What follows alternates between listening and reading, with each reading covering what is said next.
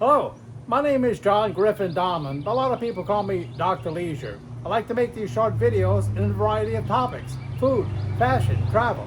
I like to make these short videos and I hope you like watching them. But if you don't, that's fine too.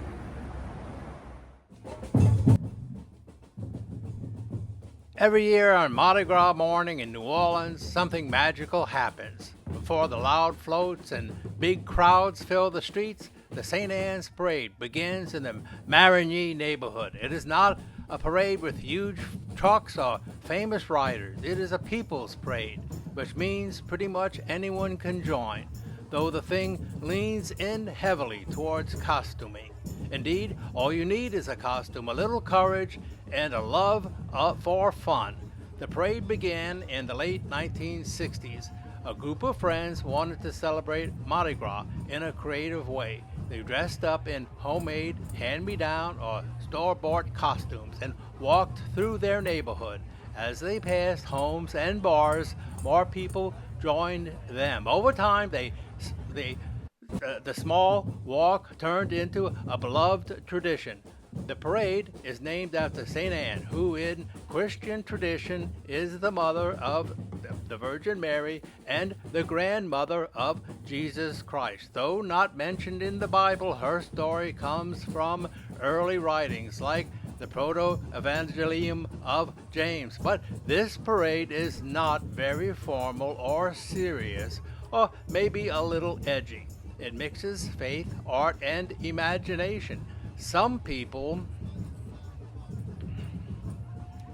dress as angels, others dress as sea creatures, kings, queens, giant slices of pizza. Yes, really, because nothing says Holy Day like pepperoni wings or anything under the sun. Bands play, people dance, strangers hug. If you forgot your costume, don't worry. Just wear something shiny and act mysterious.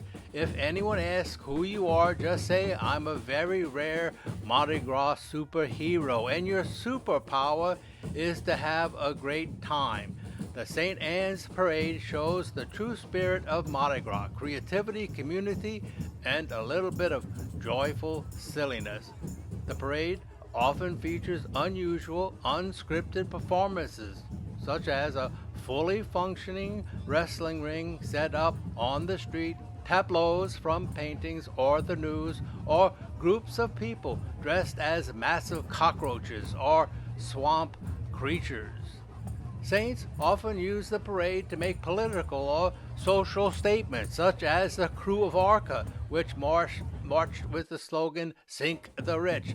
The Storyville Stompers, a group famously associated with the procession, have been known to switch from upbeat jazz to a haunting version of a closer walk with thee, as the parade reaches the river for the memorial, creating an intense emotional atmosphere.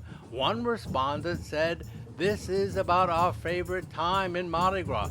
The secret society of St. Anne is what people in New Orleans call a neighborhood marching crew. The marching crews parade on foot, while the super crews like Rex and Zulu roll through town on elaborate floats.